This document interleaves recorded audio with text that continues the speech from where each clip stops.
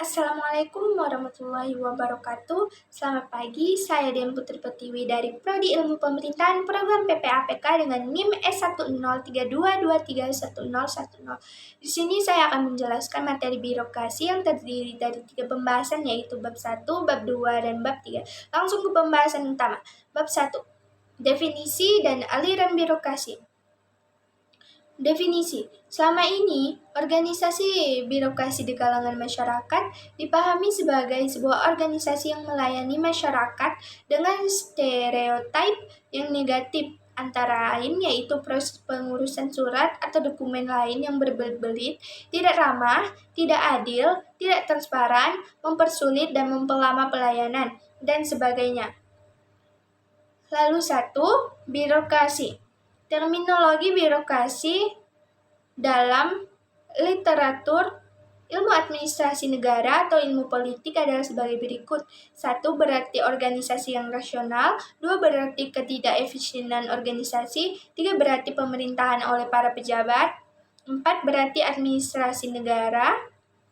5, administrasi oleh para pejabat. 6, bentuk organisasi dengan ciri tertentu, yaitu adanya hierarki dan peraturan, serta 7, salah satu ciri dari masyarakat modern yang mutlak. Birokrasi dalam bahasa Inggris sendiri adalah bureaucracy, atau yang berarti dari kata bureau, meja, dan curtain, berarti kekuasaan. Dimaksudkan adalah kekuasaan berada pada orang-orang yang ada di belakang meja. Di Indonesia, cenderung dikonotasikan sebagaimana telah digambarkan seperti di atas. Birokrasi menurut ahli, salah satunya adalah Prayudi Atmosudiryo pada tahun 1971. Birokrasi mempunyai 3 arti. A. Birokrasi sebagai suatu tipe organisasi. Sebagai suatu tipe organisasi tertentu, birokrasi cocok untuk melaksanakan dan menyelenggarakan suatu macam pekerjaan yang terikat pada peraturan-peraturan yang bersifat rutin. Lalu B, birokrasi sebagai sistem yang artinya adalah suatu sistem kerja yang berdasar tata hubungan kerjasama antara pejabat secara langsung pada persoalannya dan secara formal, serta jiwa tanpa pilih kasih atau tanpa pandang bulu. C, birokrasi sebagai jiwa kerja. Dalam hal ini, jiwa kerja yang kaku, sebab cara bekerjanya seolah-olah seperti mesin, ditambah lagi dengan disiplin kerja yang ketat dan sedikit pun tidak mau menyimpang dari apa yang diperintahkan oleh atasan atau yang telah ditetapkan oleh peraturan-peraturan.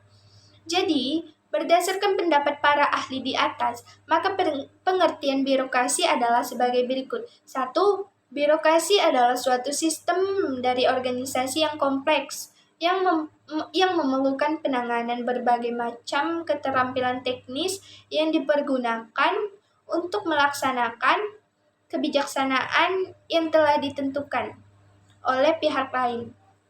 Lalu kedua, birokrasi adalah sebuah ruang mesin negara yang di dalamnya terdiri dari orang-orang atau pejabat yang digaji dan dipekerjakan oleh negara untuk memberikan nasihat dan melaksanakan kebijakan politik.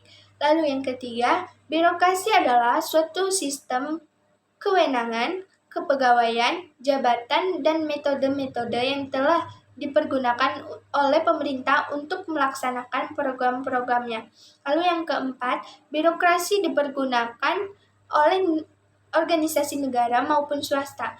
Yang kelima, birokrasi adalah merupakan lembaga-lembaga pemerintah yang menjalankan fungsi pelayanan pemerintahan baik di tingkat pusat maupun di tingkat daerah.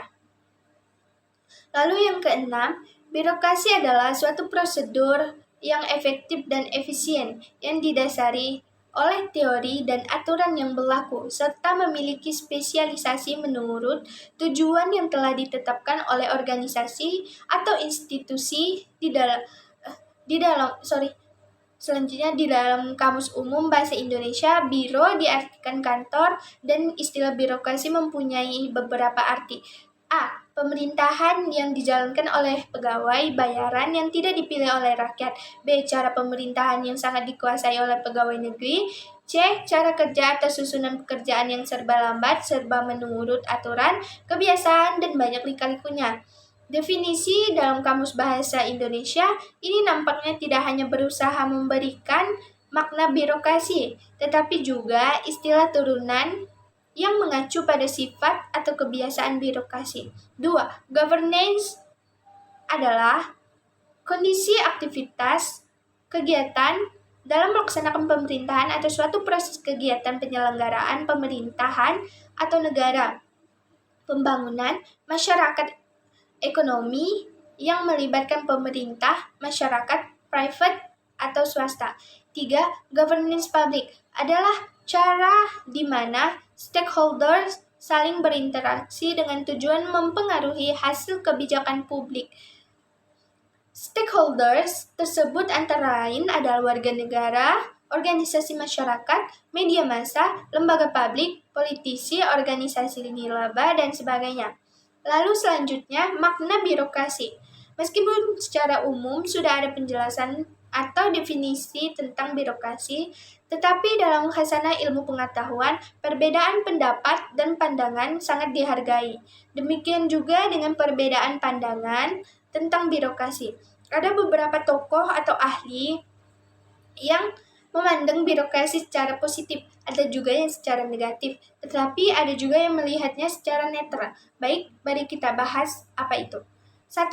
Makna positif. Birokrasi yang bermakna positif diartikan sebagai birokrasi legal rasional yang bekerja secara efisien dan efektif.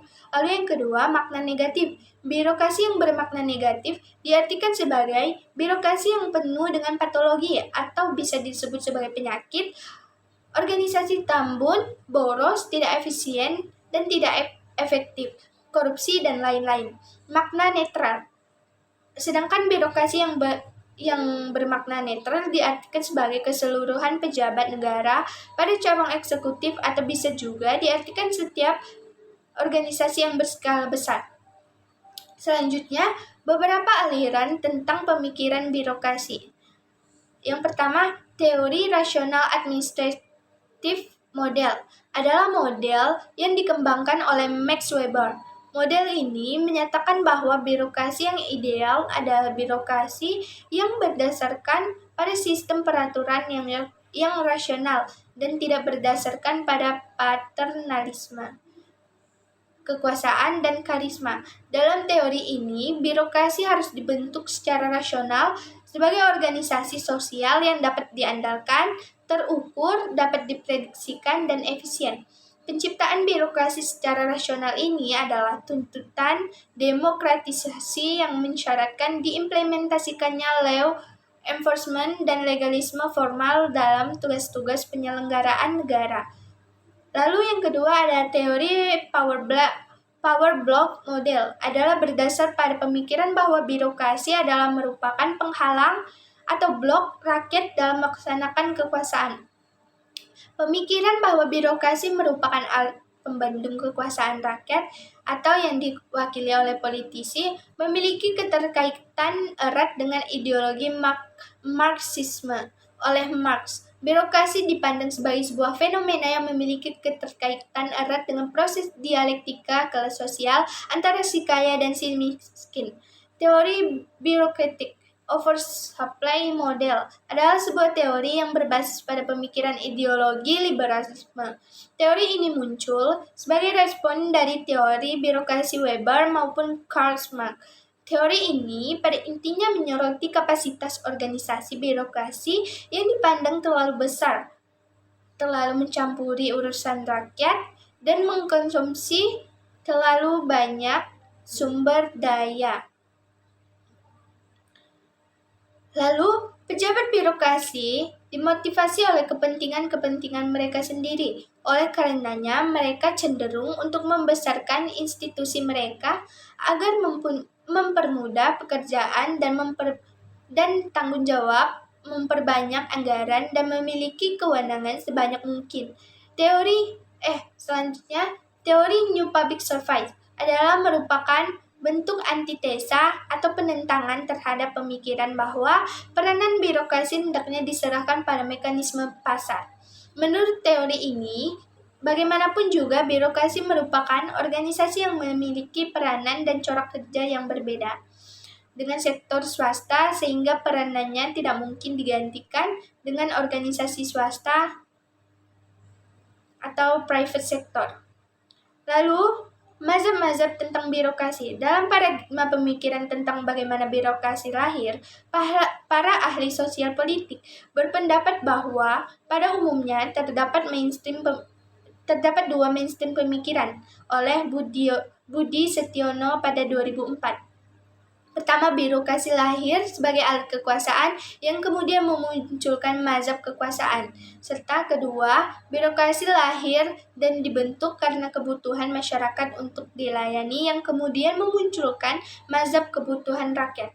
Mainstream pemikiran pertama menyebutkan bahwa penguasa yang kuat harus dilayani oleh pembantu atau aparat yang cerdas, dapat dipercaya, atau loyal.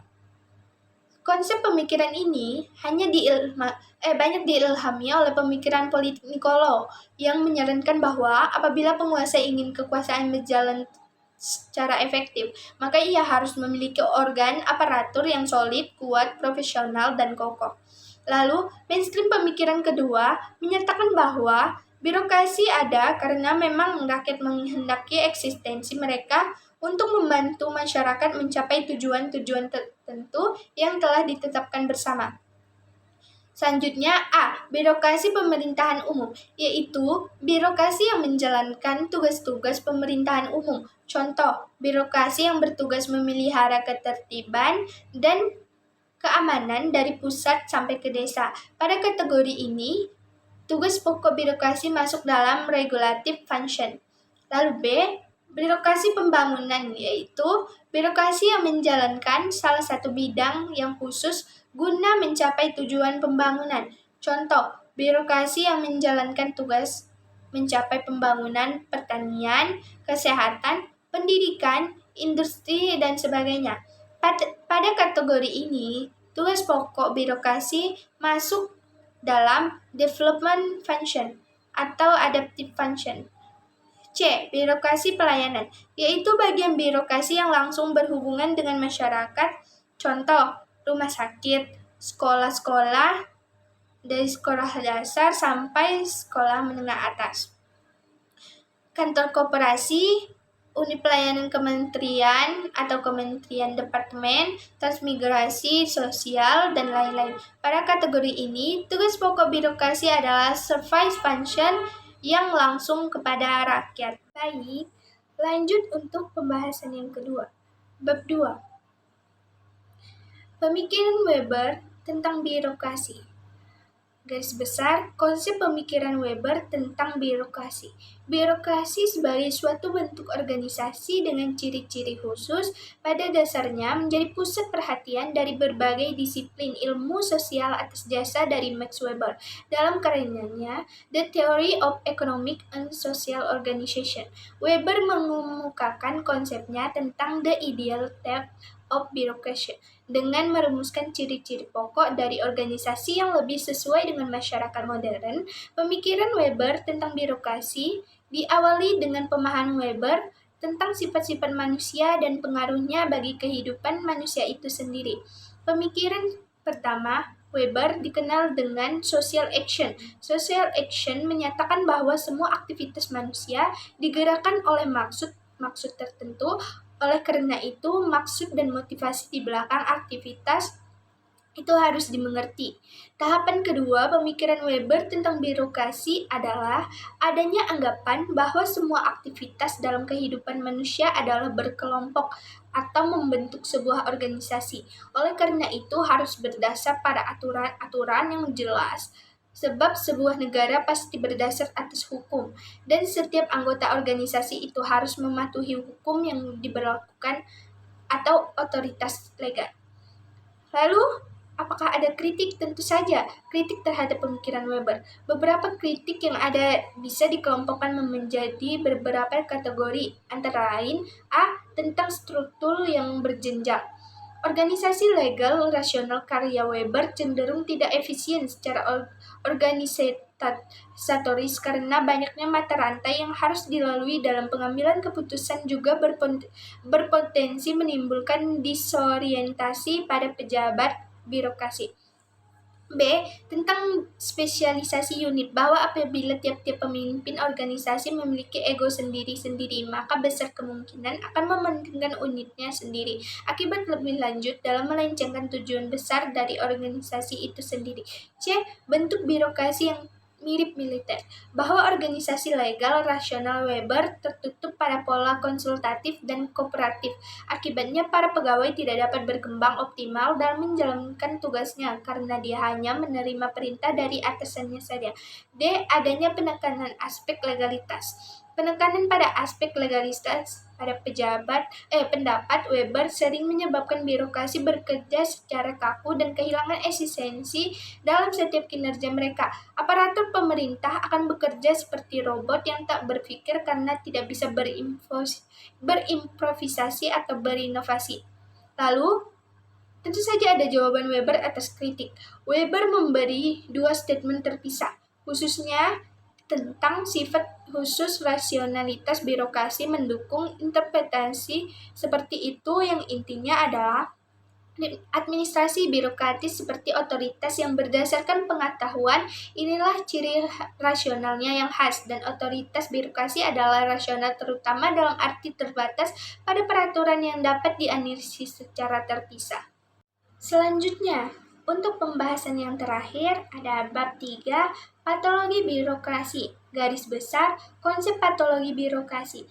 Istilah patologi yang berarti penyakit adalah istilah yang diadopsi dari bidang medis, yaitu penyakit yang bisa menyerang setiap orang dari keadaan sehat menjadi sakit, dari kondisi sehat menjadi sakit, mengandung arti hal-hal yang tidak betul atau salah dalam diri orang itu.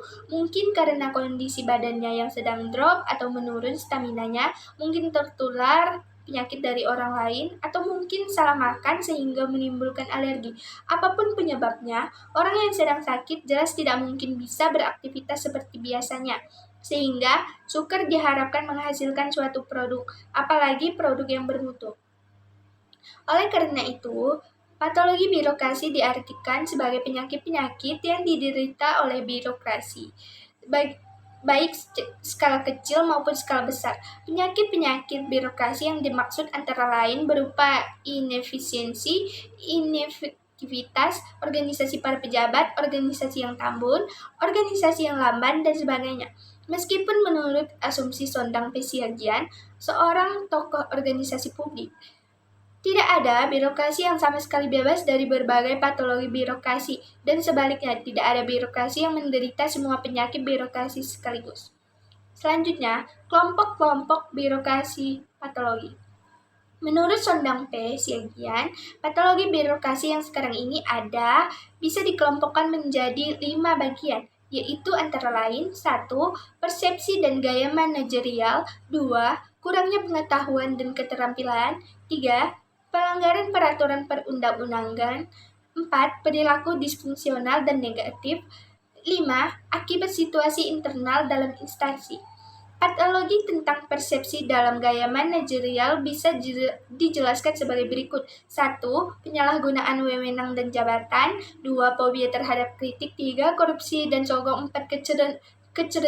Kecenderungan mempertahankan status, 5. Boros dan mewah, 6. Arogansi atau sombong, 7. Ragu dalam mengambil keputusan, 8. Mencari kambing hitam, 9. Tidak adil kepada staf dan pelayanan, 10. Intimidasi atau memaksa kepatuhan, 11. Kurang komitmen terhadap sumpah jabatan, 12. Kurang koordinasi atau ego sektor, 13. Cepat puas diri, 14. Tidak rela melakukan pendelegasian wewenang. Selanjutnya, sedangkan untuk patologi dalam hal berperilaku disfungsional yang negatif bisa dijelaskan sebagai berikut. 1. Birokrasi seharusnya adalah public servant dan berperilaku fungsional dan bukan yang sombong, berbelit-belit, acuh tak acuh, tidak adil, dan lain-lain.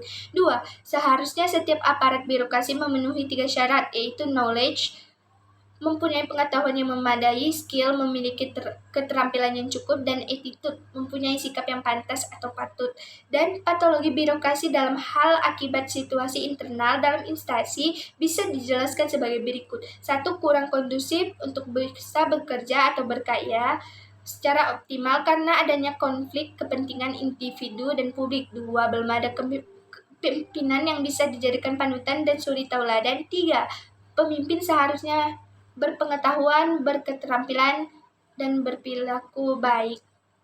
Sekian pembahasan yang bisa saya sampaikan.